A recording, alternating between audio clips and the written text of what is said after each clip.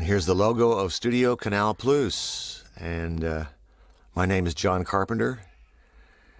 And we're going to talk about Ghosts of Mars, right? We're going to talk about Prince of Darkness. And I'm sitting here today in the studio with the one, the only, Peter Jason of Hollywood. How are you, Pete? Pretty good. I probably confused you because I was in Ghosts of Mars also. I know. You've been in almost everything I've done. Well, not really. So here we begin, Prince of Darkness. We made this in 1986, I believe. 87. We released it in 87. It was a little $3 million film I made, a return to horror. And this is kind of the opening sequence. A little a secret that we find out later about. And Prince of Darkness. I had a great time making this movie. It was a whole lot of fun. It's a fascinating film to make. We shot this part at USC. And you don't come in for a while, do you? I'll come in right now. Well, I mean, in the movie. In the movie. This is my first movie with you. And I remember going into the casting session, and you handed me the script and said, take it home and tell me what you think about it. I don't even know if you're interested in doing these kind of movies, but take it home and read it and see if you like the part, and tell me what you want to do with the character. No one had ever asked me that before. They usually just give me the script, tell me what to do and where to stand and what to say, you know? Nobody ever said what I wanted to do with the character, and I was totally befuddled by it. Well, an actor, aren't you? I thought I was up until that moment. And So what did you come back and do for me? Well, I read it several times and didn't have a clue, and an actor friend of mine told me what I'd like to do, and I made him read it. He'd done David Warner, you know the actor. Sure. He's done many movies, and he said, I've always wanted to die and come back to life in horrible pain.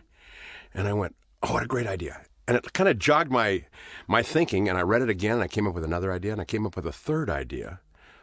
There were 7 people that turned into zombies. Remember I told you about that? And you said, 7? How do you know that? I said, I counted them. And I said, let's make them the 7 deadly sins. And you went, what a great idea. And then you went, oh, no, wait, I'm going to have to rewrite everything. I'm going to have to change the script. This is going to cost way too much money. No, we can't do this. And you went with the first idea. I did, huh? Yeah. I don't remember any of this. You don't? But I take your word for it. Yeah. Victor Wong. We're now seeing Victor Wong, the late Victor Wong. He passed on this year, unfortunately. He's a very sweet man. I'd worked with him on Big Trouble in Little China. And, of course, Donald Pleasance, I'd worked with him on Halloween and Escape from New York. Fantastic actor, Donald Pleasance. He's so real in every situation, you know. Do you see all those ants there? Yes, I did. Where'd they come from? Well, they were provided. Yeah, I know, but in the movie We plot. had a bug wrangler. Well, you see, things are happening on the Earth that are not right. Something is going on. The sky doesn't look right. The insects are crawling. We have a general feeling of foreboding. We've discovered some secret diary. And there's a big secret buried underground. There you are in the credits. There I am right there. The first guy that died, the keeper of that thing on his chest. Yeah. He was like a sentinel type guy. He just died. And I have a question for you. It's going to come up later in this, and I just want to remember it. But inside that box, I guess, can we tell about it now? You can tell about it if you wish. Inside that box, you know, there's a key. Is there really? Now, this guy, did he go down there every day and open it up and check out stuff? You're asking me what the backstory of this movie was? Yeah. I have no idea. Well, he dies in the opening moment. Well, I have no idea, but there's the key right there. Yes. Now, look at that key. Uh-huh. It's an old one. It's an oldie. So it's been used? Oh, yeah. Okay. So this is back at my, shot back at my alma mater, Dirk USC. Blocker. That's right. I spent many happy years at SC as a film student. I really enjoyed myself there. Had a great time. I learned everything about how to make movies there. Well, you know what they say. Once a Trojan, always a Trojan. My dad graduated from Dennis SC. Dunn, another very fine actor I loved working with. Miss Jameson Parker. But we had a very short shooting time on this film. As I recall, it was a little over 30 days, but wasn't much. This was a very inexpensive film. and Lisa Blount as How did Catherine. you manage to make a movie like this with all of those people for that amount of money? Everybody wanted to work on it. It couldn't be done today. Not today, no. But yeah, this is the kind of the late '80s. It was possible to do, and I had the movie pretty well planned out. Without a set? This is a church in downtown Los Angeles. I can't remember the street it's on now, but I guess it still exists. Los Angeles Street, I think. Is it? I think so. People tell me that it's still First there. in Los Angeles, I think. Is that right? Yeah. How do you know? Well, I was born here. What does that have to do with where this church is? I was born in L.A., you know? I see. Actually, I was born in Hollywood, but I went down there. I worked in this church. You did? Yeah. You'll see me in a minute. Oh, okay. Well, we went out on a set that we built, and we built this set out in, I believe it was Lancaster. We had to drive out there every day. No. I was out at Magic Mountain. Well, where? Simi Valley? No. Where was it? What do you call that area? No, I'm... Magic Mountain area. I thought it was Lancaster. No. Just past Magic Mountain, you hang a left, go onto the freeway, and there was that big complex.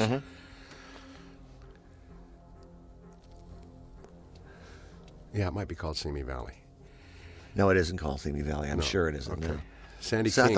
I thought you were born in Los Angeles. You don't know these. Born in Hollywood, Hollywood Presbyterian Hospital. Wow. Although you can pull me up on IMDb, and it says I was born in New York in 1950. Is that right? Which makes me 51. I like that. Young child, just a child. When in actuality, I was born in Hollywood in 1944.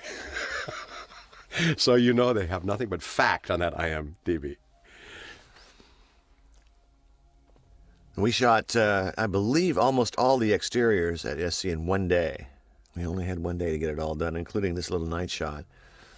And we stole this little shot of the moon outside of our set when we were out in the Magic Mountain area, as you say. This is at SC right here? Uh-huh.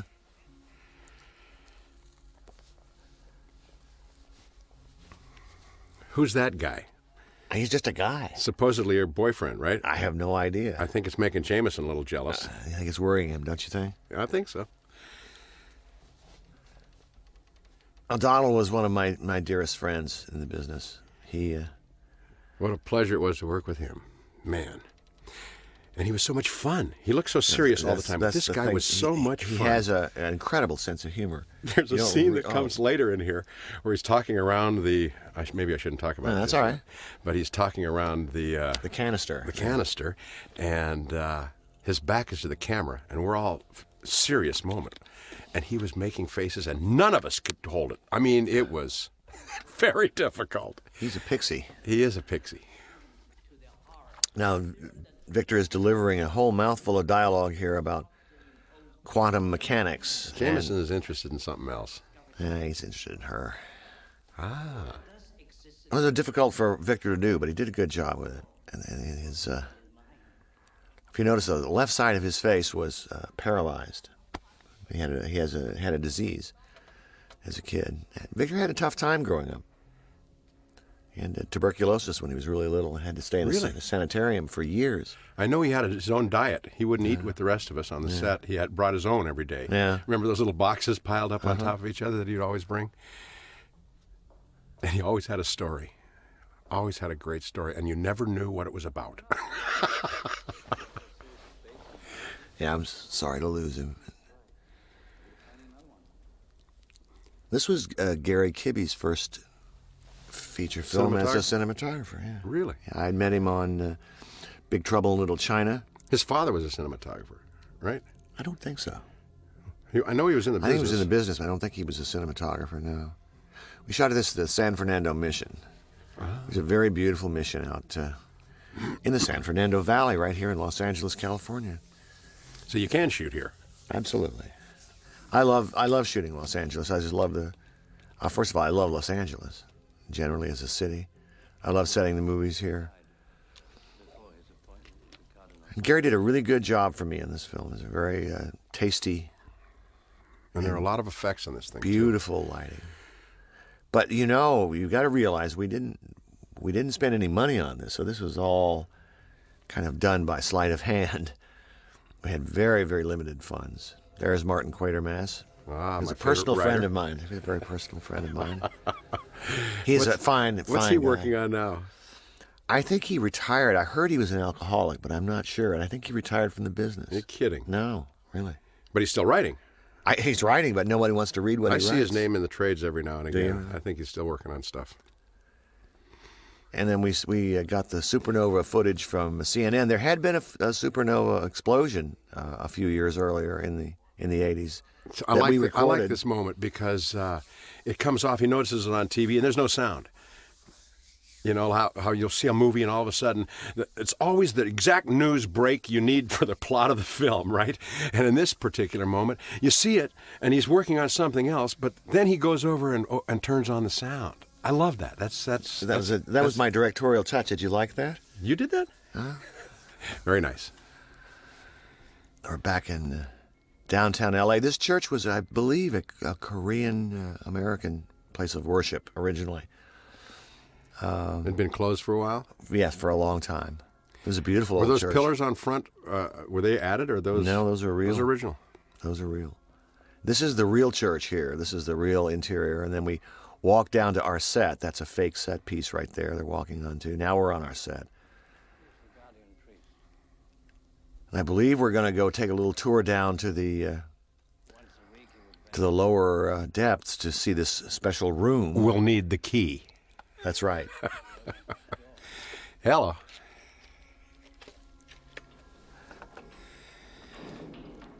And we cut to actually an old building down in Long Beach. I don't remember if you remember us shooting down there. It used to be I do. Down a at the resort. beach, down near the Pike. Yep. And it was sitting on the beach, and it used to be a big ballroom. They used to have big, fancy, like dinner parties and shows. I just want to there. know who lit these candles. Because I think we're going to see about 18 billion candles that someone had to light. Someone had to light each one of them. That's nice. They're going in and out of shadow. This is a very beautifully lit scene. This building, unfortunately, was falling apart when we shot in it, and it's since, I think, been demolished.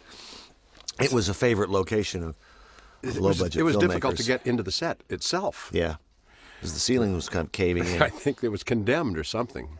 But So we had to sign all sorts of waivers to get in there. Well, we wouldn't sue anybody if somebody got hurt. My back still hurts from that day. Is that right? Are you threatening me? Are you threatening me? I did get hurt on this movie, though.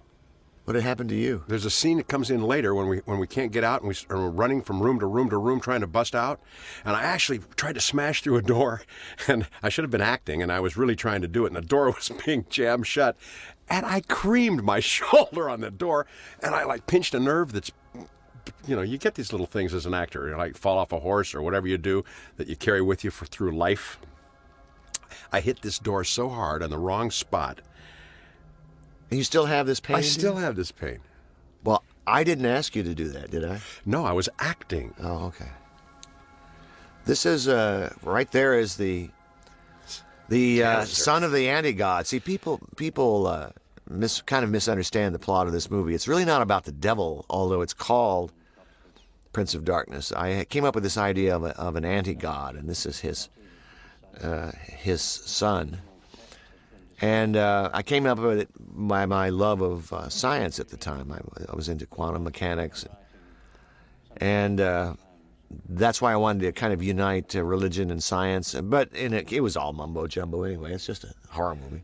But there's a lot of talk about atoms and atomic movement of and psychokinetic movement or whatever you call that, which is just interesting enough to make you go, what? Yeah.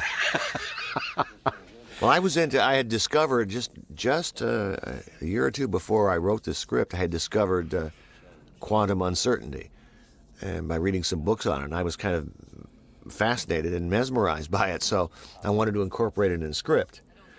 Unfortunately, it's impossible to explain, so... But you explain it by the way you move things in it, like the ants at the beginning that appear, the weather, the stuff that you start slowly moving, like the worms that come later on the window, and all the stuff that starts to be moved by some kind of force, and that's your devil or your whatever it is. But it's this movie slowly builds and builds and builds and builds, and and even the music. Who did the music? Well, I don't know. But it was fun. It's fun doing the music to these films. I worked with Alan Howarth at the time. I no longer work with him now, but at the time we did. And we do it in about 4 or 5 weeks. Put it in. All my scores are basically improvised, just on the spot. I just provide what I think the scene needs. Do you watch the scene while you're doing the music? Yeah, on a TV set. You come up with nothing before you see it. That's correct. Wow. That's correct. I'm not smart enough to come up with anything before I see So do you start off on a piano or a synthesizer? a synthesizer. I work almost totally on a synth. And you start by watching it and just playing and recording that, and then We you just record start to over work, that. and I have a 24-track recorder hooked in to the movie. So basically, I have 24 tracks to play with. I keep layering the sounds until I think we've got something that works for the scene. Is your first layer usually kept? Sometimes yes, sometimes no. Sometimes I'll start doing a score, and then about 4 or 5 days in, I'll discover a sound or a direction. I'll say, that's what we should be doing. And I'll go back and redo it. Occasionally that happen. But the foundation is probably the most important. Yeah, always. And that's a constant? Uh-huh. Will you do it for the whole movie, or will you do it for scene to scene? Scene to scene. But yet I start incorporating sounds that I've used before. Right. So if I'm using a kind of a low string sound or a bass sound, well, I'm going to go back to that again because it unifies the movie. Do you pick an instrument that's going to be your major Not instrument? really. Not really. I'm just kind of a low synth guy. I love low synth bass notes. That's my kind of score. And held notes. That's right. Is the tension, you find that... That does provide tension. There's two kinds of scoring in movies. One is the kind of underscore minimalist idea, and one is Mickey Mousing. Mickey Mousing was made famous by Max Steiner. He's an old composer. For instance, in King Kong, every step that King Kong made is scored. Bum, bum, bum, bum. Every motion is scored. That's Mickey Mousing. And Jaws. John Williams is the most famous Mickey Mouser of all. Because you see, Darth Vader, bum, bum, bum, bum, every good and evil, everything is scored so heavily that you haven't got a chance to miss anything. The reverse of that, or the other way of scoring, is to underscore it, where it's you're not in the way. You're just providing a foundation. One of the most famous underscorers was Bernard Herrmann. Although he didn't do Mickey Mousing per se. His scores sit there, and there's something strange about them underneath. They start getting to you. Like the score for Vertigo, which is a perfect example of underscoring. So I was always attracted to that, and I was attracted to the synthesizer. So off I went. This movie looks very good today, and I'm looking at it. It's very pretty. How'd you get Alice Cooper to get in this? Well, the executive You guys producer, the executive producer was his manager. And I had Larry gone. Franco? No. Shep. Shep Gordon. So I had gone to. I'd actually gone to a WrestleMania, and Alice was there on the show. He was part of the show, so I met him there, and he wanted to be in a horror film, and he had an impaling gag.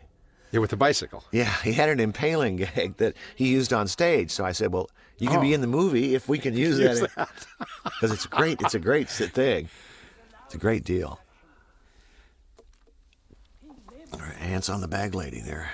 Yeah, we'll see her again. I liked her.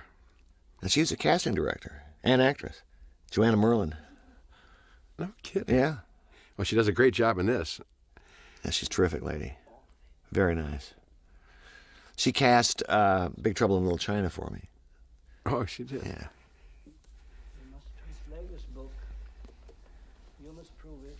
Beautiful low-key lighting by Gary. Great. Yeah. Looks so rich. But you're not. We haven't seen you yet, have we? We haven't been introduced to your I character don't know. yet. We were talking away. I must have come in. I don't think you have yet. I think Really? the audience is waiting breathlessly for you to arrive. I think I come in with with Alice. Do you think? Well, he has a moment, and then I think I arrive. I remember seeing him in a very dramatic moment, and then I come in with a light moment. I don't know. It might be that kitchen scene where I'm whistling and juggling and playing I don't the think we're trumpet. there yet. I think you come in. I believe you come in this big when everybody's loading up the equipment, bringing the equipment in to study this thing. I saw Lisa a couple of years ago. She still looks really terrific. A really pretty lady. She is beautiful. You have a lot of great-looking girls in this. They all do. Susan Blanchard, Oh, yeah. who's like innocent. She's like Bambi, and you chose her to give birth to the devil. She'd never played a role like that before.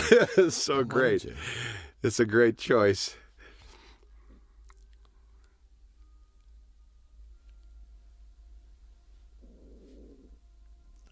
And we had Anne Marie Howard. Anne Howard. Susan. You can see her on TV every night. Absolutely. She's got a different commercial for. Ann Yen was Lisa. I thought she was a very pretty girl. Nice little matte painting by Jim Danforth of the Something Going On with the Sun. I love meeting Dirk Blocker on this picture. Dan's kid. From good guy. Lives in Santa Barbara. I've run into him at a few auditions. He's a salt of the earth kind of guy. So what was your first movie, Pete? What was the first movie you ever did? First movie I ever made was Howard Hawks' last. Rio Lobo with the Duke. You had a death scene with the Duke, didn't you? I did. I died in the Duke's arms. Well, your neck's broke, kid.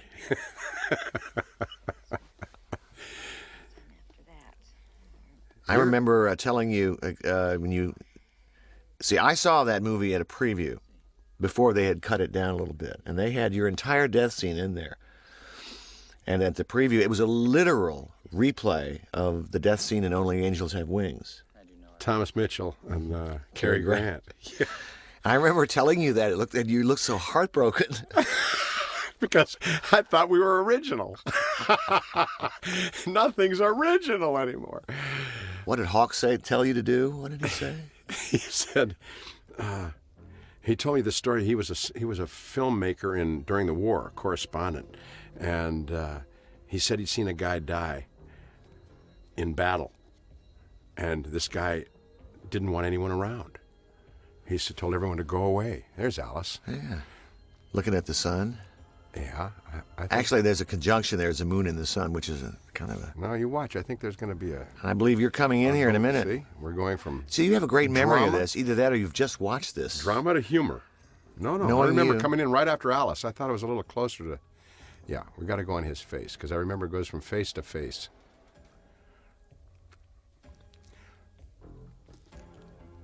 Now, whose idea was it to do the mouth trombone? Do you recall? I think I was just goofing around on the set. And said, use it. And you said, use it. And, and then when I saw it in the film, I went, that looks like it was dubbed. That's all you. You know, it's like actually hitting someone in a film doesn't look as good as missing them, you know? I think we're going to see you on the inside here in a minute. Yeah, we got to set up shop here. I think I don't carry boxes. I'm a doctor. What a joke. You as a physicist, what a laugh. Thank you very much. You know, I went to Carnegie Tech on an engineering scholarship. Engineering is, okay, that's one thing. I'm talking about theoretical physicists. No, Pete, you could be anything you wanted. Hey. Ladies and gentlemen, Hold it down. Here's an entrance. Peter Jason of Hollywood. You looked a little bit younger than in those days. You think? A little bit. Of course, so did I, huh? Now, I remember, this is the shot I remember when you walked in, and we panaglider and followed you around a little bit. I remember Victor actually split in the middle of this scene and leaves me hanging. And you always know what to do. As long as the camera's turning, I didn't know what to do in this shape. moment. You'll see, I'm totally befuddled. What did you expect him Watch to do? this. Look at he's gone.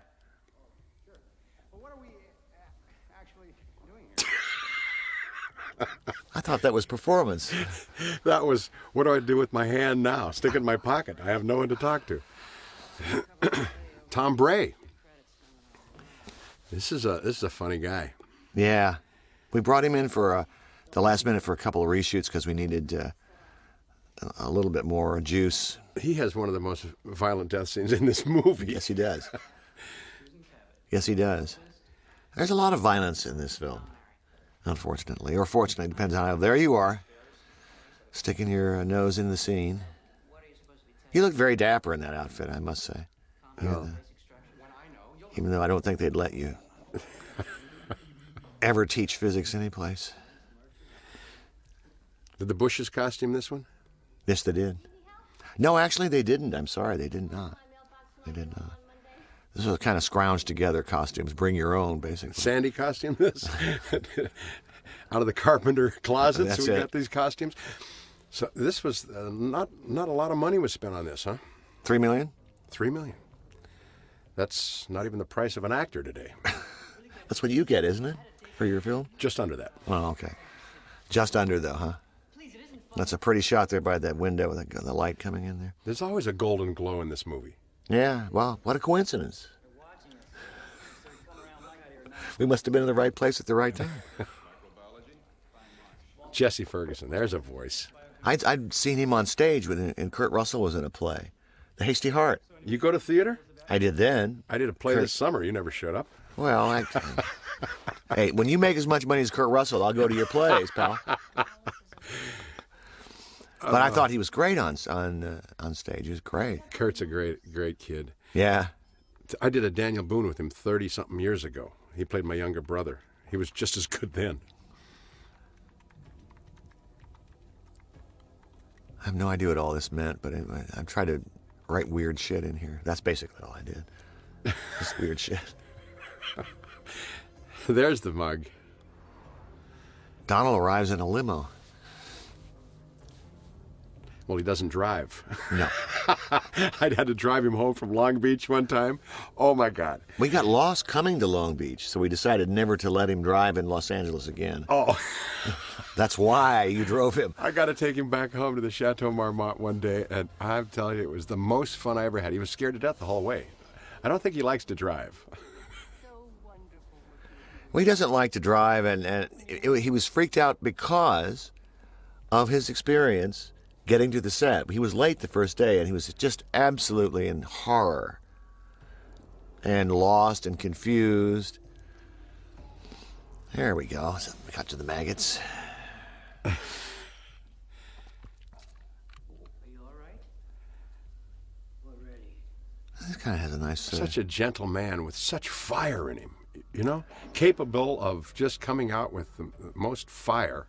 Donald was a fighter pilot in World War II. He was in the I didn't know. RAF. He shot down and was in a Japanese prison camp. Wow. Donald went through it, so... I don't know what... I always meant to ask him, was he in a Spitfire? I don't know. I always meant to ask you about those lights. Yeah. They were brought in by the people Yeah. to set up so we could illuminate this Yeah. canister, right? Yeah. Okay. I guess. I don't know. They're just effect. They're just there for effect.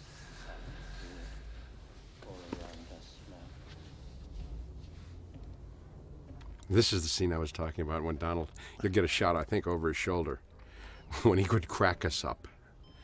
Talking, he has a lot to say in this scene.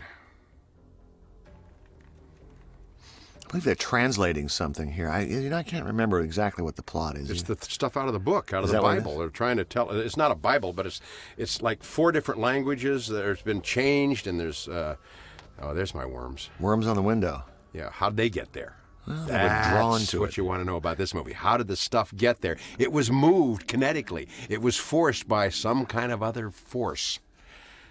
See, you should have directed this picture. You said that at the beginning. When I came in and told you there were 7 guys that turned into zombies, should we be the 7 deadly sins? And you went, you want to direct this picture? I said, no. Uh-oh, that's starting to speed up a little, isn't it? Yeah, we had this thing built, and it kind of looks like a lava lamp, doesn't it? A green lava lamp. Yeah, but why couldn't the top come off? I don't remember. it had something to do with the That's the- interlocking inside of the That's thing. the problem with getting old. I can't remember some of the details. No, of it was this very stuff. ingenious. It was actually was? it was some kind of a interlocking lock that only could be locked from the inside, unlocked from the inside. Is that correct? Yes. I'm impressed, actually. Yeah. Well, I remember was the thinking, story? I said, how come this thing doesn't start spinning faster and the lid doesn't fly off and the devil fly on everybody? Because it's locked from the inside. So I should have had you deliver those lines just like you're saying them now. Yeah. The audience, I would Yeah, have. you should have remembered. given me a couple of more lines. I should have. Sure. I gave you too many as it is. Uh-oh, she bumped into something. She's going to get a bruise.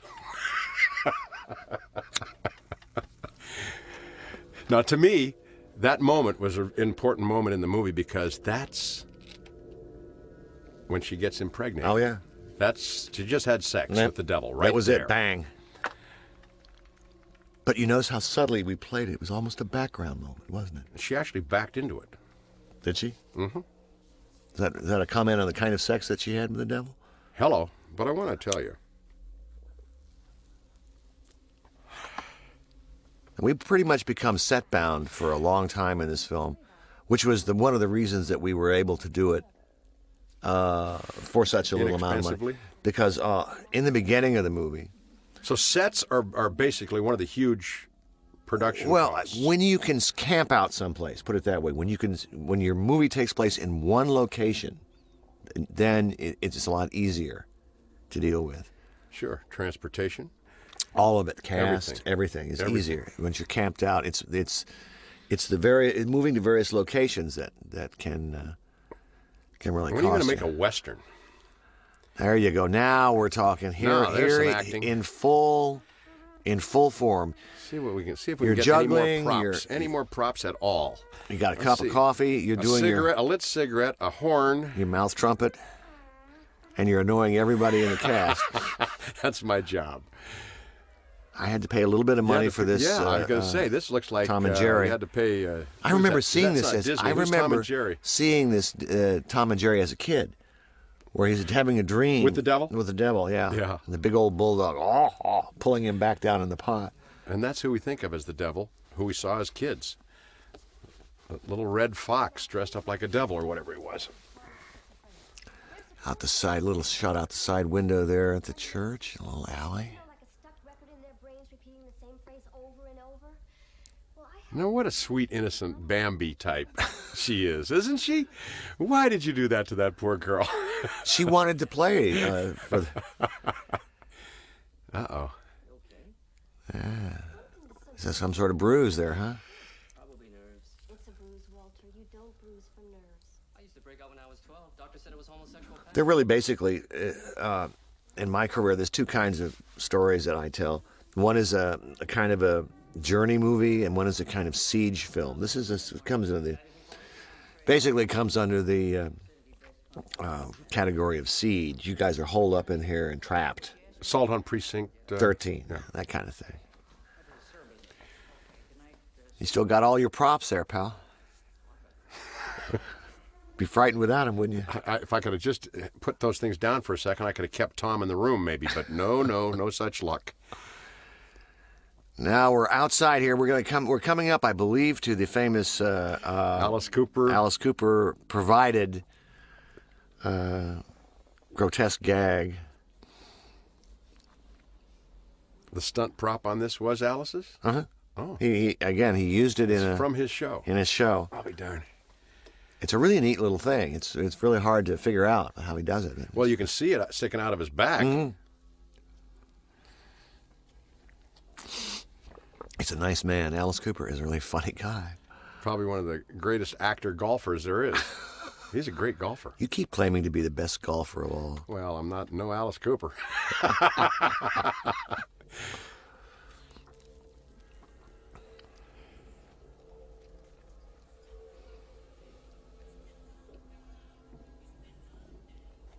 Pretty soon here, things are not good. There we are. Whoop.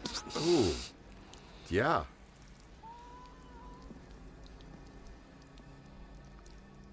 This is my favorite part when he falls forward and doesn't go anywhere. He's sitting on his bike. John, that's There he is. bad, man. Huh? Oh, Sick, Jesus. isn't it? Sick. There was blood in that. There's usually not much blood in your movies. There's a lot of blood in some of my films. This one is a pretty gory little movie. But there was blood coming out of his mouth on that one. Oh yeah, big time. Nothing anywhere ever is supposed to be able to do what it is doing. Settle down. The structure of this movie is interesting. Once it gets started, it just keeps ramping up and ramping up. That's the whole structure of it. It's not quite a three-act structure as defined as I have done before. It really is a slower build. Well, I like the use of the actors in this movie, which is different than most movies today where you have two stars and they have all the stuff, and then you have peripheral characters that can pretty much be extras. In this, everybody has stuff to do. And I think you're building a lot of the suspense by having each of the actors slowly, one at a time, turns into a zombie. Or everybody is a part of the story, and it makes for much better storytelling, I think. It's all just ensemble. I always love ensemble acting. Yeah, me too. But, it's not popular with a lot of folks. They want to see their lead guy. What, Golf and Western? Or? No, audiences. Audiences love, I don't believe it. You don't believe that? I think audiences like to have a story, and I think they like to be involved with a lot of characters. You should be a director. Nope. I don't know anything about lighting, so tell me about this lighting. Well, you've got your actors there, and you put lights on them so that you can photograph them, basically. You have your backlight, you have your top light, side light, front light, Yeah, but key light. So the key to creating moods, and there's a lot of different moods you have to create in this. What's the point of backlighting? Backlight separates the actor from his background, his or her background. It also can provide, with a rim light around them, can provide a very moody situation. So by putting all those candles in that room, does it make the room look bigger? Basically all it does is provide kind of this eerie light in the background. Now, she's lit separate and apart from the candles, but with a little bit of a kind of a gold glow on her. But that room looks huge. It wasn't that big, as I recall. No, Well, I know. maybe it was. I don't... So does candlelight like that on film? How do you get that stuff to go up? Well, you turn the camera upside down and... No, you didn't. Yeah. Yeah, it just drips out, so... See, we want to do a reverse shot. How do you do it with a person in it? Huh? How do you do it with a person standing up? Put the person on their head? Huh? How do you keep their hair from going gravity-wise? Freeze it in time? No, just a lot of hairspray.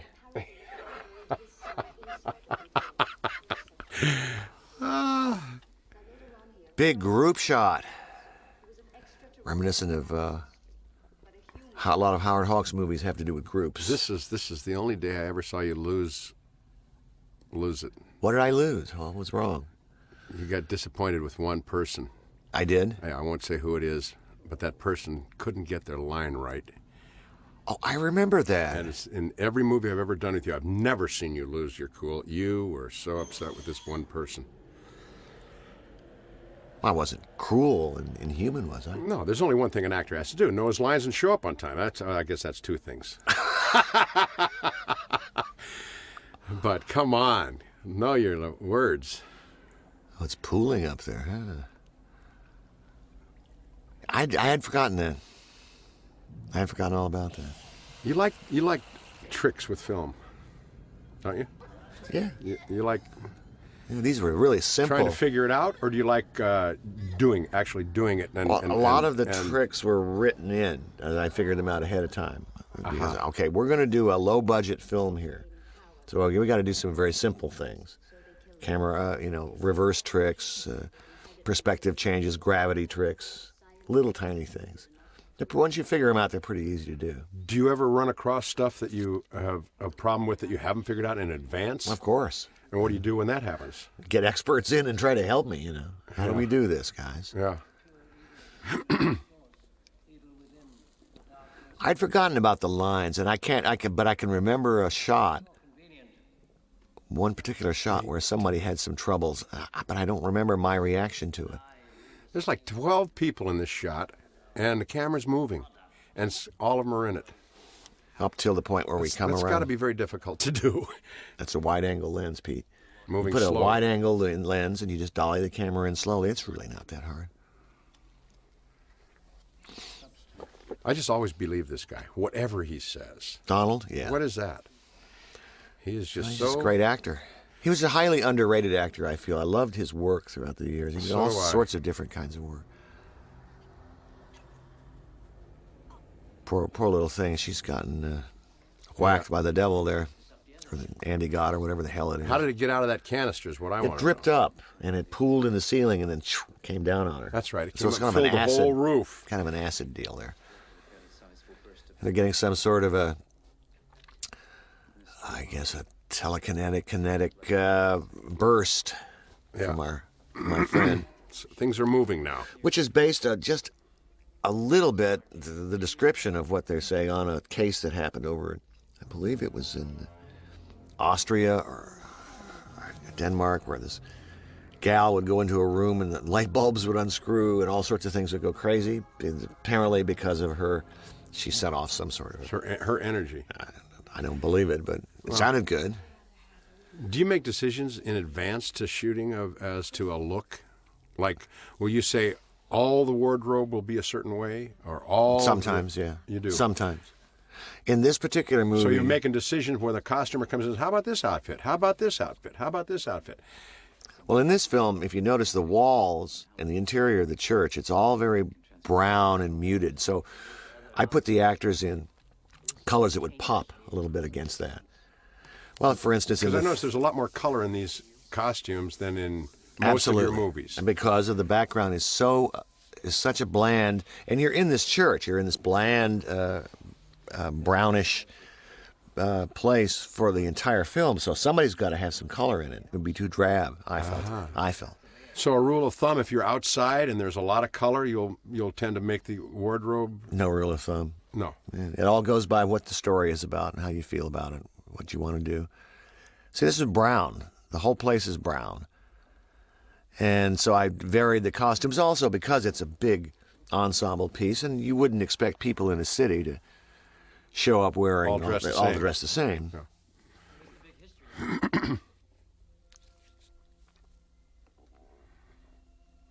You're not gonna believe what's been going on up there. Dennis and his apple. Dennis is a great kid. We're really friends with he and his wife. He's a terrific actor. He loves plays too, just like you do. Yeah. He loves to Well, he's an act in actor. We like to act.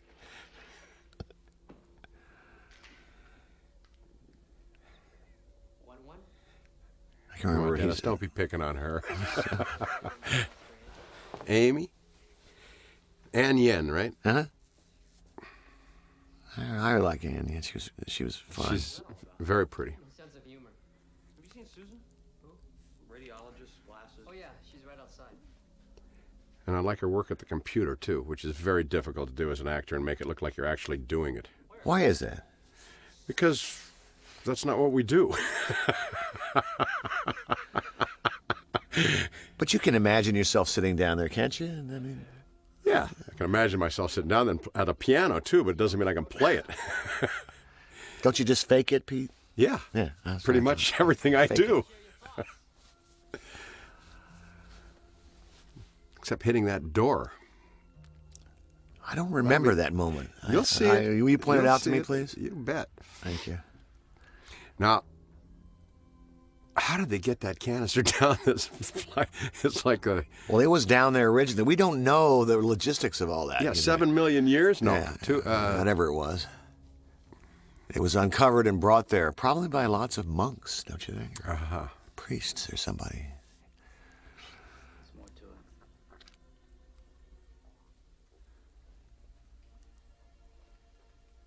Jameson Parker is an interesting actor. He was on a television series Simon & Simon. for years, yeah. Yeah. Now, the other guy had the mustache, though, on the show, right? Uh-huh. So was this a choice? Yes, this was a choice. That's his real mustache. Yeah. Influencing. He Changing. he had an injury it never from Simon & Simon and never bothered on getting it fixed. It was a leg. It really hurt him sometimes. He'd go lay in his trailer and try to get over the pain. It was interesting. And I don't know why he wouldn't take care of it. And one of his legs, one of his knees or something was really hurting a lot of the time. It's just not easy being an actor. Not if you try to go through doors, it isn't. I remember giving him, He got shot in an accident, too. Yes, he did. Yes, he did. Thank Actually, it God. wasn't an accident. Somebody had insulted his girlfriend or come on to her. I don't know so he went over to punch the guy out, and the guy shot him. Fortunately, he recovered. He recovered. He's all right. He's a devout I called him a double dog gent. devout Christian. He used to have two of these beautiful dogs with him in his trailer. I always called him a double dog gent. Because he is. He's a Southern gentleman. I think that's where he lives now, in the South somewhere, in South Carolina. Or... He was back, I know, in the 90s doing some couple of things here, but I don't know if he's still working or not. I don't Didn't really he buy know. some property out in the South? I don't know. He's still holding your shoulder right now as we speak. They just snapped poor Dirk's neck. Well, I'll tell you, the devil has some power, because that was a girl. I know. Just snapped his neck like it was a matchstick. Controlling everything. A God willing to be This is more kind of esoteric dialogue between these two. every particle has When you get into that scientific discussion of the dialogue, is it to confuse us, or is it to actually... Enhance the... Could you just give us little tidbits? Is well, that we have like no a- explanation for all this stuff that's going You on. believe the audience is intelligent enough to Sure they are. figure out stuff on their own, and we don't have to know everything. Not supposed to. It's much more fun when we don't, God, bringing darkness in. and it keeps you in the movie more. It is, because some of the stuff that they're saying is frankly true, but how it applies to our story is just kind of as background material. And ooh, there goes Look at the novel. fire in that, huh? Yeah. I mean, when he wants to, he can open up anything. Warn the rest of the world. Only the corrupt I listen to now. Donald had a great amount of power as an actor. He was, Stage actor, yes, he was. man in a glass booth. Yes, he was. I think that was one of the first Electronovision productions. What do you mean by electronovision? There was a period where they took these plays, stage plays, and actually they called it Electronovision. They filmed the play and released it. It was not successful. They did 7 or 10 of them, classics, on Electronovision. I mean, that was what they were selling anyway. I don't even know what Electronovision is. Of the ultimate truth. Oh, this priest is a real case. He is Looney Tunes.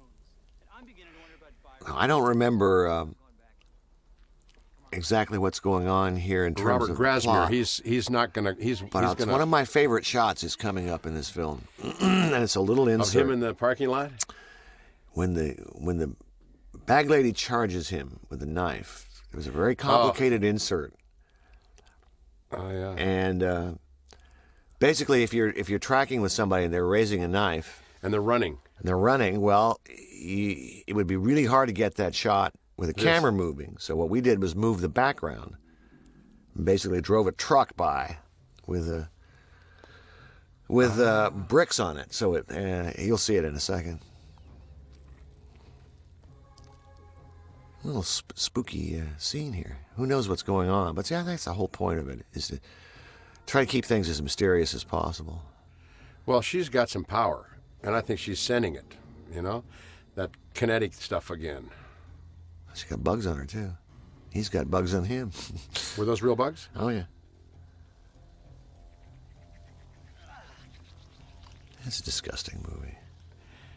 Here she comes. Now, there's the shot right there. Oh, she's on the truck? No, there's a truck with a part of a set, part of the wall in the background. It drove it by as she's standing there. Vicious killing here. Yeah, very vicious. Unlike you, but quite effective.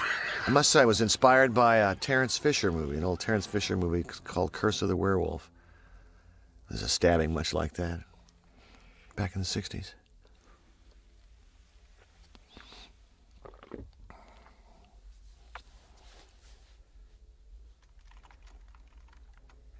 How do they get all those bugs?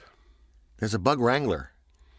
And Bugman. He just opens up a box of bugs and and hopes to get any of them back? Or? He brings them, yeah. Brings them to the table. Tarantulas, spiders, any kind of bug you want. Hello? You can't really. That's got to be a little expensive.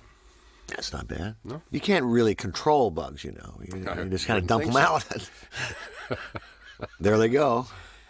He provided the ants and the roaches and the beetles. And there was a spider When had we shot for- Rio Lobo, I was attacked by bees, and Howard Hawks actually had 1,500, I think, de-stung bees from a university, and shot it through a glass. Had me in one area of the glass with bees all over me, without stingers, and then had other bees on the outside of the glass, and shot through the glass, looking like they were all over me. That I don't know. That was not fun.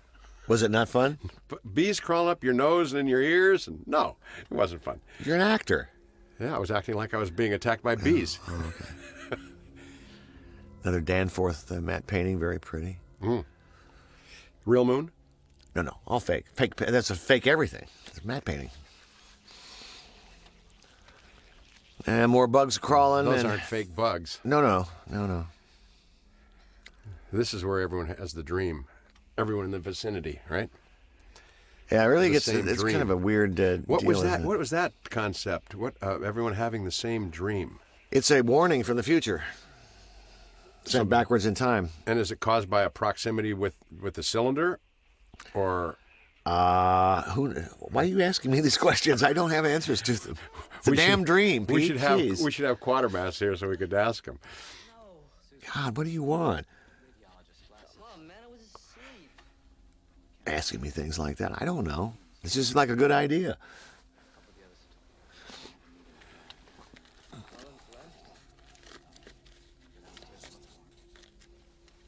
We shot that dream on video and photographed it off a TV set. Handheld. So it has a kind But of. you had to weird do look. you had to do many different takes of it because the figure is different in a few of them. But it's always the same movement, coming left to right across the figure, and I don't come back. so you shot it on video, and then you shot the video, We shot a television set with a video playing on it. and Inside, you shoot inside inside that's correct. frame. Inside Wow. the frame. It So gives does that give it that shakiness? No, that's inherent in the shooting of the video. But what it gives it is a TV strange line quality to it. So it's like Kind a of like transmission. third generation or something. It's like a transmission. See, that's what you're getting is a Yeah. transmission you use from that in someplace They Live else. also. As I recall, no, not the same way. Not the same way. But we did some video shooting. Yeah, and there's that shaky thing that happens in They Live when it goes into the video shootings too. It's different, but it's not clear. Doesn't have a sharp edge on it. Well, let's see. How many of my movies have you been in? Let's see. This was your first. Not correct? enough. This was my first. Now there's our little dream again.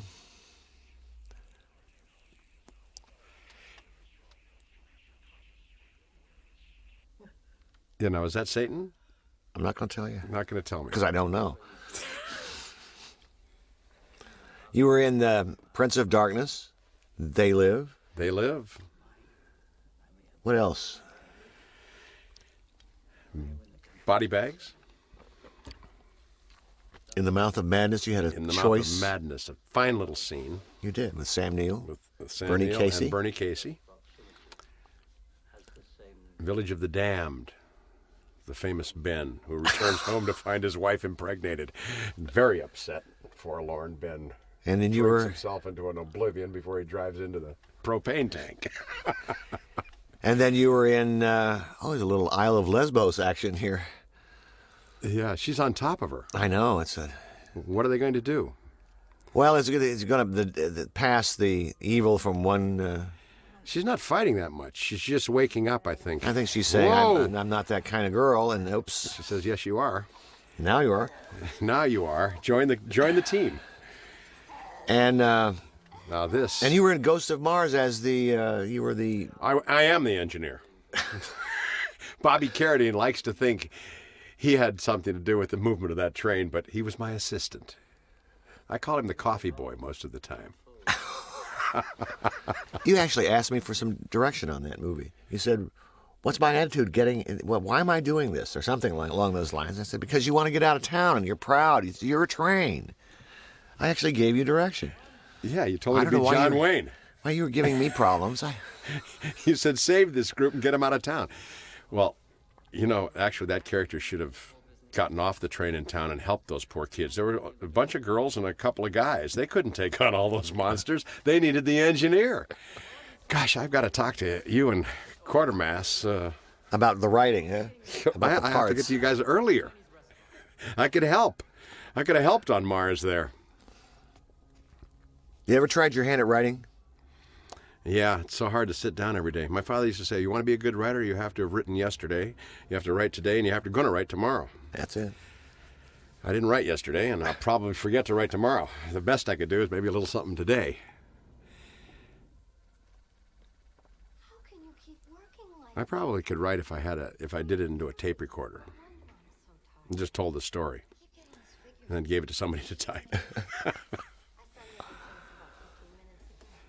I mean, these equations are beyond me now. They're like another language. I can't recall exactly what's scrolling across the information that's scrolling I across think it's the been screen. taken over now. I think It's not in their control. Is that the Ann idea? Yen has already lost the computer, right? She was in charge of it. She was in Oh, she's in scripting. trouble now. She's in deep trouble. I know. That's what I mean. I think it's now the computer's been taken over. That's what I thought when I saw it. Look at those old-fashioned monitors and computers. It was the 80s. Oh, that bruise is beginning to have a little thing in it. demonic cross and hook on there. That comes from a rock and roll group, a heavy metal album called, I can't remember. Blue Oyster Cult is the group, and they had this upside-down thing. I always thought, What is it? It's a hook, isn't it? Like a I don't know. I just saw it on their album. Let's it's like use a this. cross with a hook. It's a cross with a hook on it. Upside down.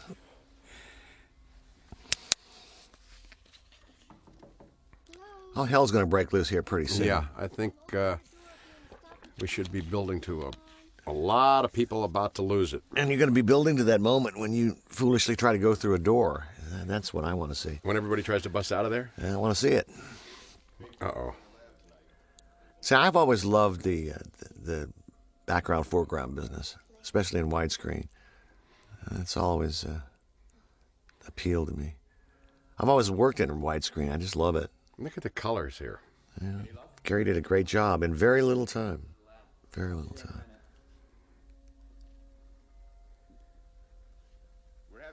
You think you get more done with a smaller crew? Not necessarily. Depends on what you're having to do, what story you're telling. Sometimes you, Because this was not a big crew on this. not at all, but sometimes you need a lot of people to get the job done. Occasionally. But a lot of people in a situation like this would be in the way. We were efficient doing this. Very efficient. A little matching dolly in action here. And oh, that's right. She's just typing like crazy. Yeah, see, it's been taken over. I live. Yeah.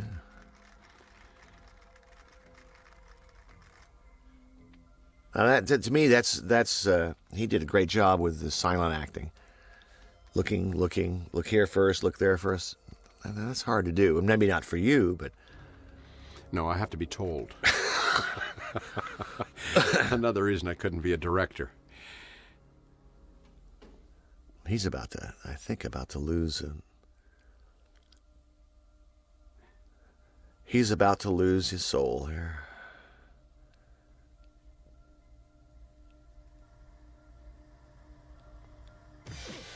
Oh, there you go. Took him right down. Mm-hmm. With a forearm shiver. Building this side, they say we launched a fucker into space. Look at your reaction back there, stealing that scene, trying to steal that scene from the other two actors back there. No, I was wondering where people were. Where's Anne? Where's He's shameless. Oh, that's right. They give him the kiss of death, don't they? Yep. This is a moment. Kiss of death. Now, that's the part I wanted, Jesse Ferguson's role. You know? I mean, Anne Howard's gorgeous. And that wasn't just a peck on the cheek. No, she had to pass the... Yeah, I know what she was doing. Oh, okay. How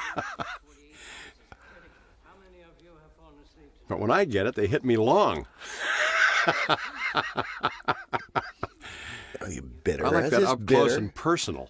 What are you bitter about? I'm bitter I never get the love scenes. When are you going to give me a love scene?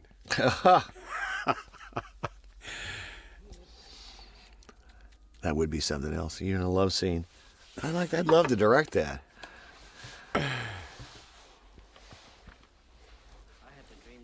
I can't recall if we have the exposition about the dreams from the future here or not. I recall this is a kind of a crucial scene, but more gobbledygook in terms of. Well, this could be where he's talking about anybody had a dream.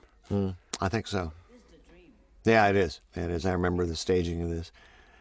Previous knowledge of a future event. A shared vision of some And there must be a scientific reason for everyone having a dream about the same dream. Same dream, same time. I don't know why they don't talk about that computer that's been whacked out ever since Ann Yen went down. Oh, are you criticizing? No, no one's paying any attention to it. The devil just keeps talking on the computer. No one's listening. Anything traveling faster than the speed of light would appear to be going backward in time. Future scientist. And the card trick, I thought that was Jameson's idea. That was a good idea. It was an interesting touch. He then beams a tachyon signal, And he makes the card disappear at the right time. transmitting video information backwards through time. Was that his idea? Uh huh. Electrical impulses. I use actors' ideas when they bring me good ones. I know. Could be a warning. Come up with something good, I'll use it. Sort of remote camera view of the future. So that we can change it. There he goes. It You was wouldn't, actually done in you the wouldn't let cut. me do Lullaby of Birdland in the kitchen, though. Because I had to pay money for it. You had to make it up. Oh, Make up something. Finally shown up to tell And I let you do the mouth trumpet, didn't I? yes, you did. I did. Yeah. I didn't get any royalties on that. I wrote that song.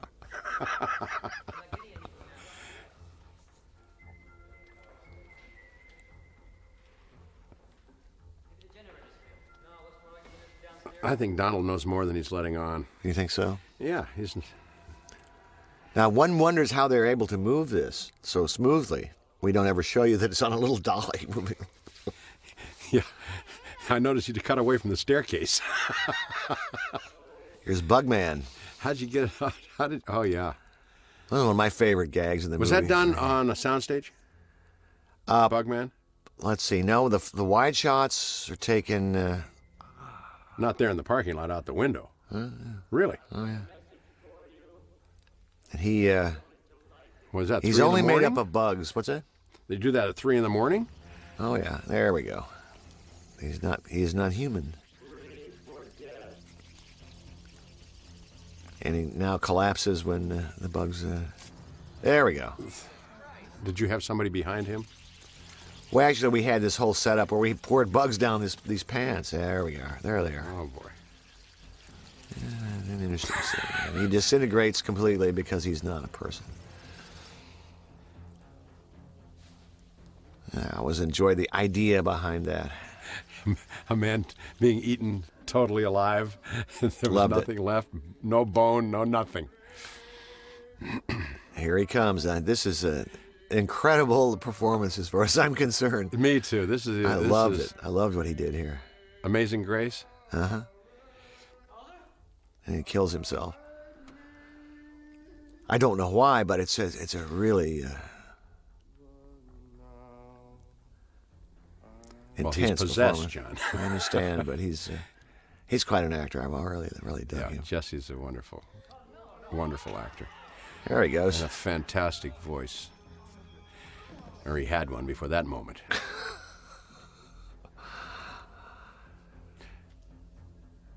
Was it your choice or Jesse's to come back with that handkerchief around his neck? That was his choice. Covering was I it? told you. What did I tell you in the beginning? Yeah, I was letting you guys figure out your parts there. Yeah. In your case, maybe I shouldn't have, but If it didn't work, you could have always told me to pick another. No, and I like the fact that each one of those zombies that comes back, like when they all start marching here shortly, Dirk, whose neck was snapped, coming in like this. Jesse's got his thing. I'm in pain. Each one has their own little character that they found. And Is that when you're trying to break out and you're hurting yourself right yeah, there? yeah. That? Was it. Yeah, there's another shot of it coming up, I think. Oh, yeah, I see. I had forgotten that. I see So what you you see I bashing us against the door. Boom, boom, ow! That's that not was you. Jameson, but I did the same thing on the other door.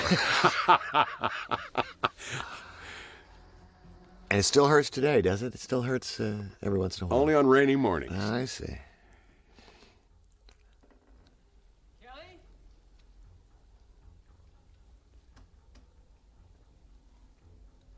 There's something really going on eerie here? about the pace of this movie. It really has a kind of one. It's very smooth and it doesn't jump too fast. Now there's a little upside down situation here. So basically, Yeah, now what about this shot? Well, it's obviously on the ground. But you have to fill an entire floor to get it that deep, because it looks like it's several inches deep. It's upside down, and you just pour liquid into it. And you filled a room Uh-huh. and shot it from the ceiling. There we go. Or no, you shot it from the... Goes all the way down, follows the flow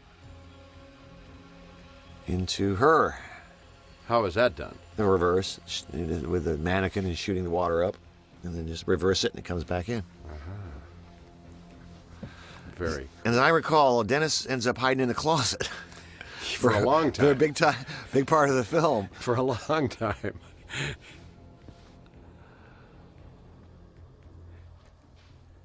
I believe all things are starting to cook Yeah. now, aren't they? Yeah. I think we all end up in a room here, don't we? Yeah, it's a barricade situation, isn't it? Now we know we can't get out, and we can see they're outside. Oh, you're still human now, aren't you? Oh, yeah. Just with a sore shoulder. I think I'm number 60. I think I'm going to get it now.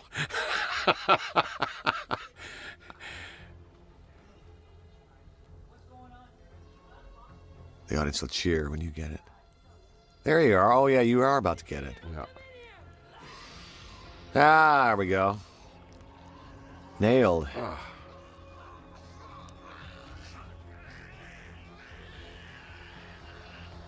Stay away from her. So Donald is separated Donald's from the out. others. He's going to hide in the boiler room.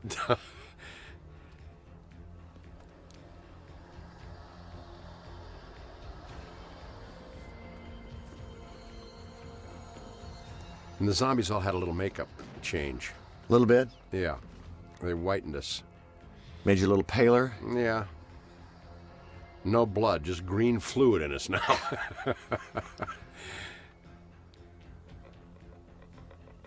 Jesse's back. You see, he's happy to be a zombie. Each one had their own little choice. There's Dirk. Look at this. I love it. Every little devil got its due. Into the room, barricade the doors. There's some hilarious outtakes of Victor Trying to Long move the sofa? running around this room. He just eventually kind of ran around in circles and let everybody else do all the work. Yeah, he's smart. He's been around for a while. I'm not moving that sofa twice.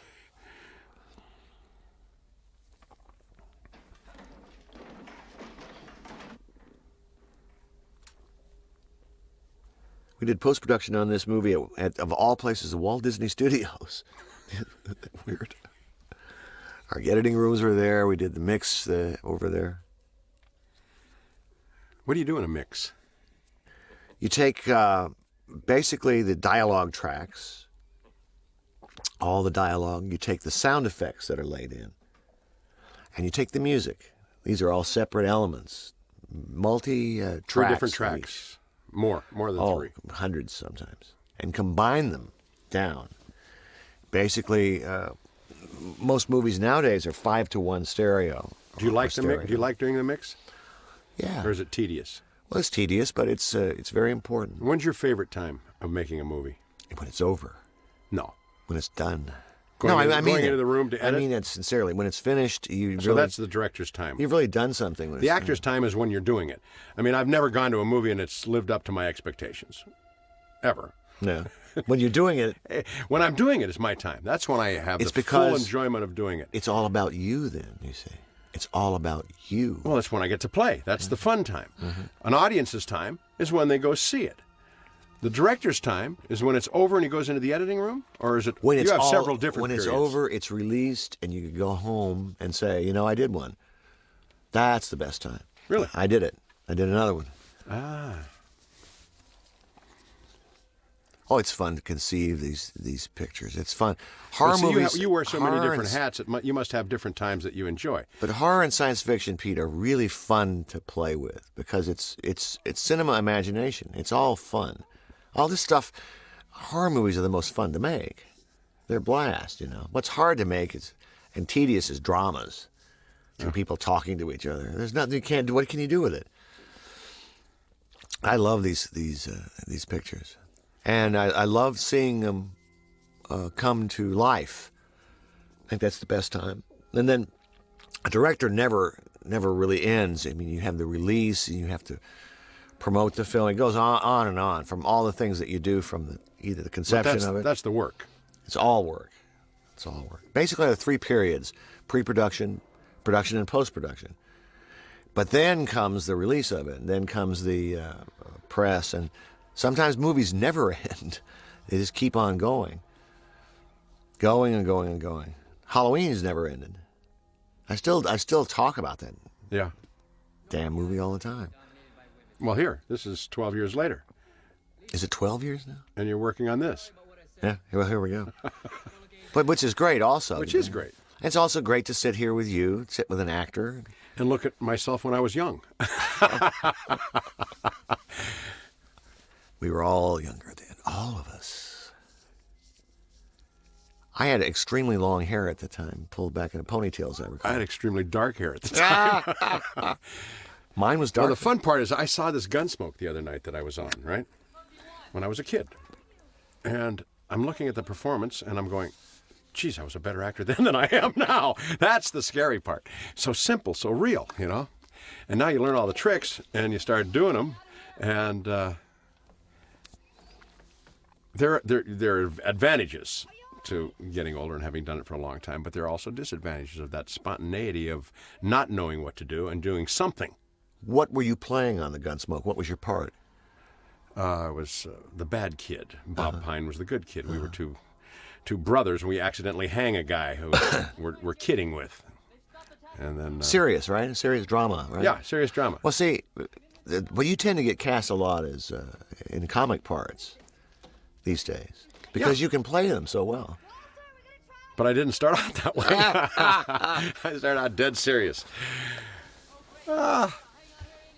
Actually, they're all fun. It's good. The variety is what I like. I like doing something different Yeah. every time. That's why I'm an actor. You know, I could never go to the office every day and do the same thing over and over and over. I would put a bullet in my brain pan. You know, I like the change. And coming to work every day and not knowing what they want me to do. What am I doing today? Well, you're standing there and saying this. Great. Where's the food? Where's the catering tray? Oh, it's hilarious in the morning. No, the Actors. great thing about working with you and Sandy on movies is that it's very conducive for a creative atmosphere. You guys there's no screaming and yelling on your set. You know, and there are on a lot of sets, believe me. I've heard that people say that a lot. You create a family, I don't I'm not and screaming at anybody. and we all try to help with the thing. You know, you have this vision, and you try to present it to us. You know, communicate what you want us to bring, and we try to do that. That's what I like to do. I like the family atmosphere. That's what makes it fun. Coming in and telling me what to do. How can I help this thing? You know, and I think that's what's missing in a lot of movies today, and a lot of. Well, it's a lot of pressure on some of these guys. A lot of pressure. What pressure? Money. If they're making movies, they're on budget. It's a pressure. Pressure is having three It's kids also and not pressure. knowing how you're going to pay the rent this week. That's That's true. pressure. It's You know. it's a different kind. People don't like to watch people working. They like to watch people playing. You know, I think that we need more of this stuff. What we're doing here.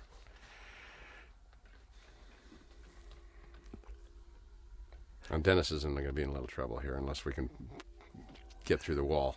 I think he tells it. She started out getting pregnant. Then what happened to her? Huh? Well, her Susan. tummy was filled, and now it's kind of gone back down, hasn't it? Yeah, but why is that? I don't remember. I think it's starting because it's affecting her skin. Wait until you see her complexion here in a second. I think this thing has been born in her.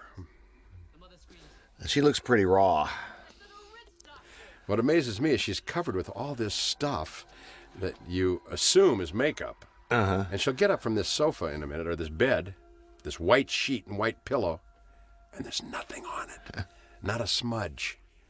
That's what got me when I listened. There's your video. Yeah, once again. Off of a TV. Uh-huh. Wow. So you're up really close. Extremely close, yeah.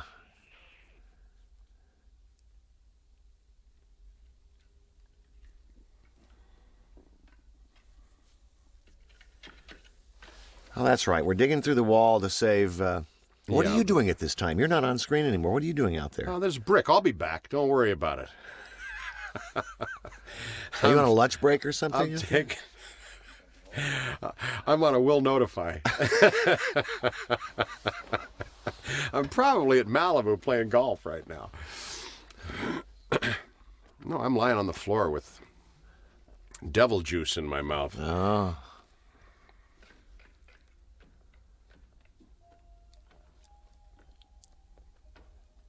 We have a little scene between them now.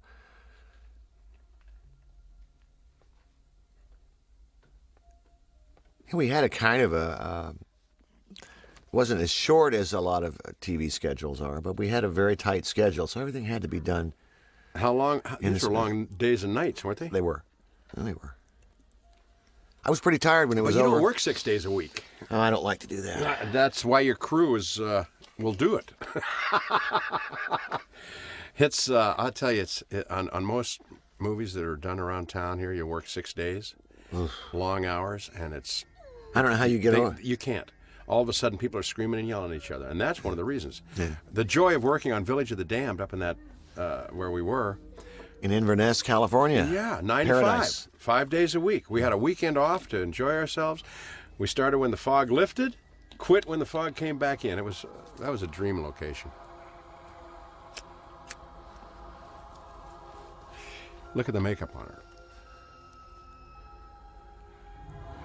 I'm aware. It's not looking too good. No, she's not looking very good. No. Both she and Lisa Blunt and Susan, both of them, they had to wear this makeup and would tell me, it's really weird when I go to have lunch, nobody wants to sit with me. Nobody wants to eat with me. Now here, the force is driving other stuff again, like it did in the beginning. Uh-huh. Those real ants? Uh-huh. Shot on location? I just shot on our set. Just dumped the ants in there. Really? Oh, yeah. Who picked them up? The Bugman. City of L.A.? I don't know where he cultivates the bugs. But... Robert Grasmere. No, that's book says Ken Wright, right? is to bring the father Lomax. from the dark side. Wherever that is. There could be a limit as to what he can do. No, Grassmere's gone. He was the Bugman. Yeah, he was Bugman. He controls simple organisms easily.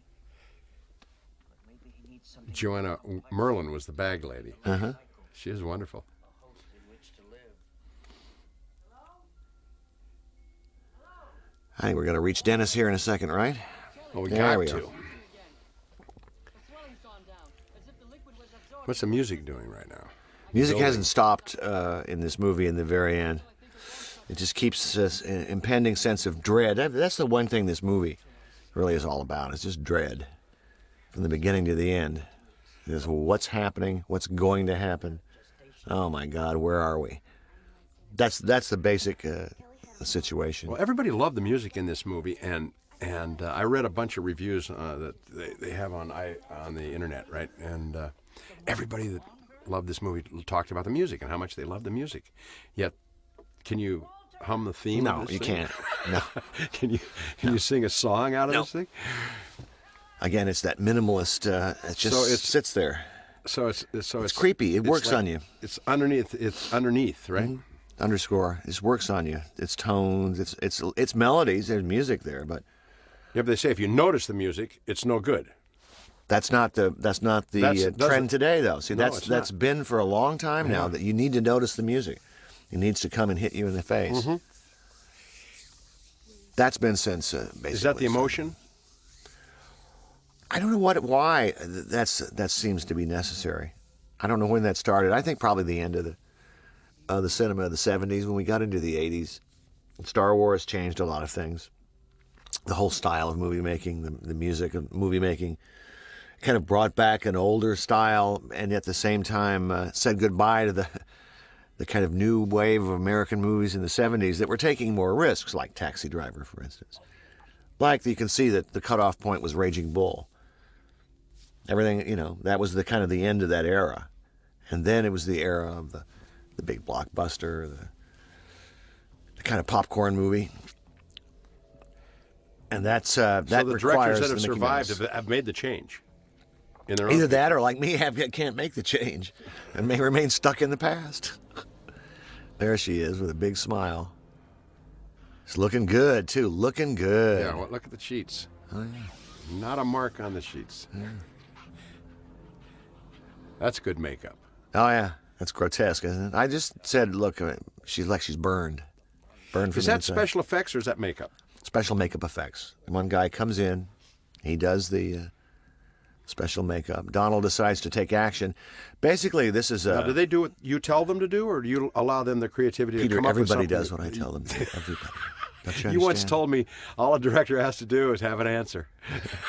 Even if it's the wrong Even if one, it's just the wrong one, he has to have an for it. answer. This mirror business here, where you're looking through the looking glass, is a kind of a. I've ripped it off from various places, but I guess that goes back to Jean Cocteau, The Beauty and the Beast. Uh-huh. Out goes his light. A little psychokinetic power there. Let's get the bricks moving here, Jameson. We're in trouble. And he's going apeshit. It was fun to do that. It was so funny. It is. It This was is so fun. funny. And we cut away from Victor doing nothing but running around there. Not helping anybody. No, he's not helping. She was the press-on nails lady on TV. She did press-on... Susan? yeah. Which made it all the more bizarre that she's this horrible creature.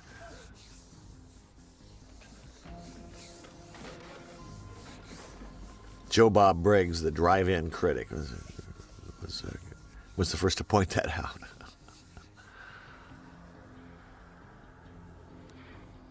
So you've worked these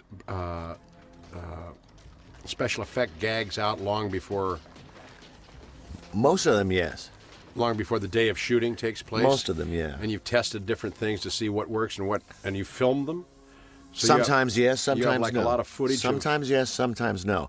Well, the one thing that we had not figured out in this situation was how to go through the mirror. And when we get to the scene, I'll explain it a little bit more to you. But it was a rather risky but effective deal.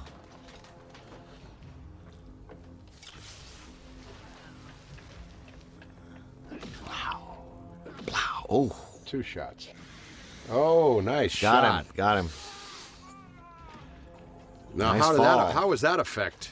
Because his hands seem to be. Oopsie. Is that the chopstick right between the eyes? Yeah. And that works with the devil. Well, it just stops him for a minute, doesn't it? There's a here's your little mirror. mirror. Here's one of them.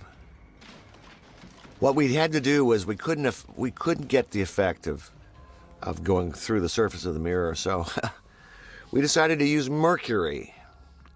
In the bottom of a hydraulic dolly, turn it upside down, it's filled with mercury.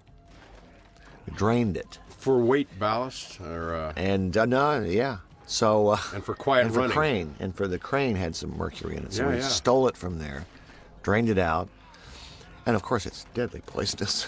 And it's very expensive. Yes. Shot the sequences, Did you and then lose- put it back in. and put it back Yeah. into the. Mercury. That was a last minute. Because it looks like a mirror when it's not moving. Yeah. And That was you a can last actually minute go thing. into it. That was a last minute thing there. That's not really Annie Ann getting hit. That's a stunt gal. So They you beating the hell out of her with rubber bricks. Oh, well, come to the effect. We used it a couple of times. But I was going to try something else, and it didn't really work. And ooh, nice. That's again a stunt gal. I think she goes through the. Yep, there she goes. No, that wasn't a real piece of glass. What was that? Candy glass. And where did they throw her? Onto a mattress? Yeah. That wasn't at the church. That was on location. She went through the candy glass on the set and then matched it onto location. I think it's our shots coming here a minute. That's That's Mercury. That's Mercury right there, putting her hand in it. Coming out of it on the other side, that's a. Oh, how was that shot made? We were in the bottom of a swimming pool. We tented it in. We were shooting underwater. You just put your hand in it. That's how it's lit. How'd you get it so dark? Tented the whole swimming pool in, and so only lit it from certain areas. So the bottom is dark. Then this whole mirror situation. Again, we come back to the Mercury in a minute.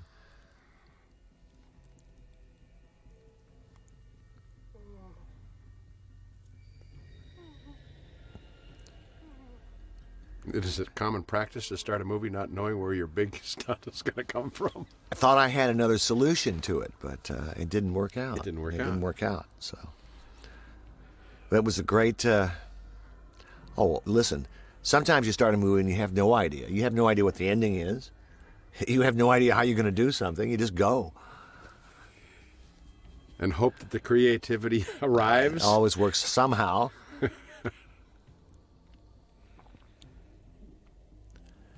Is that where you get the expression, we'll cut around it?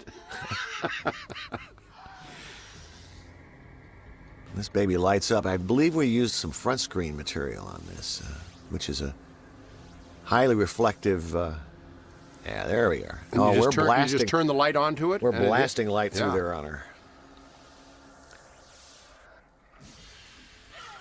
There's another one out the window at the church. The wide shots here, they're simply a blazing light. But when you get into the close-ups, Front lit. it's from behind that wall on her. Now, when we get to a close-up and she puts her hands through, we use the Mercury. That's when you really needed to sell it. Needed that close-up. But with bright light like that, you actually cannot see her See, there hand it is. going There's the into it. Mercury. There it is. That's a phony hand, and we're just putting it in there. And we're coming into the swimming pool on the other side. So you have somebody underwater? With the other hand? Mm-hmm. Oh, my. Did you come up with that idea? Yeah. Very Is that good. okay? That's a very good. You approve of that? That's why you're the director. Oh, there goes a hand. Oh, my goodness.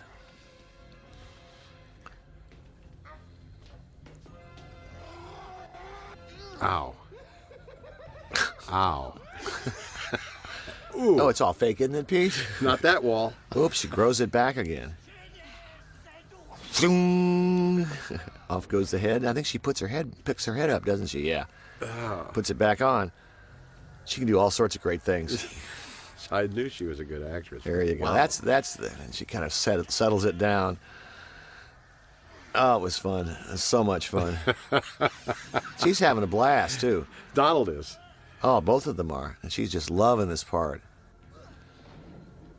Is that the end of Donald? Did he just get crushed? Now by he that? got trapped back there He for a was minute, trapped. and Lisa's going to take care of business here. That's oh, me There grabbing you her. are. You've been on the Thought I was- ground, Thought I pal. was dead, didn't you? I could only hope. That's cold. Now the scene where You don't mind giving away these secrets, then, huh, John? no, I don't mind. Not here. The scene where the two girls, Lisa And Susan plunged through the water. They dove into the swimming pool, basically. We're shooting underneath. And Lisa had a little problem with it because it's dark. You can't see anything. We shut the lights off, and she had to hold her breath, and she was scared. I don't blame her. It was a little tough. I talked to her about that a couple of years ago. I said, I apologized. So she's bringing out whatever's on the other side. So it's like you can see it coming up. Looks to be slightly larger. Coming up out of the. Now she's going to do it. Go, baby, go. Now we're into the swimming pool. You see how he breaks the glass.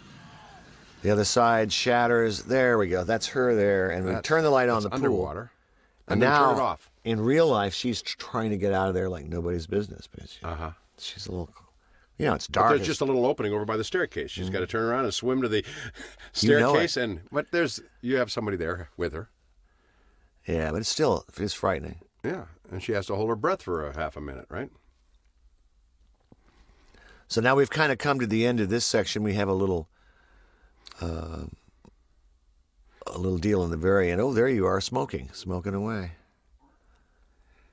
So basically, evaporating. Basically, she took the devil back into devil land, and everybody else just expires right there. It all ends except for the fact that the figure now in the dream changes because the figure was actually somebody else. Well, you'll find out in the end. I'm not quite sure what it all means, but it sure was fun to do. He's still thinking about his girl that he just lost. Yeah, of course he is. She saved humanity.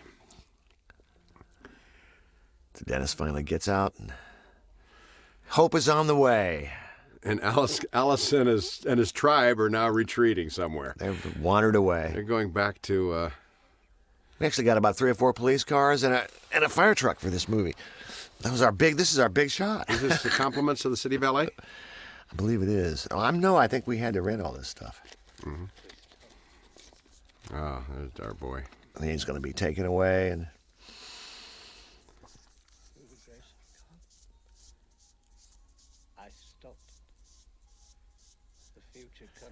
interesting to watch this again after so many years. What's interesting about it is that I haven't seen this in so long. I've forgotten what exactly what the visual style was like. This has always interested me to see what I was doing at the time.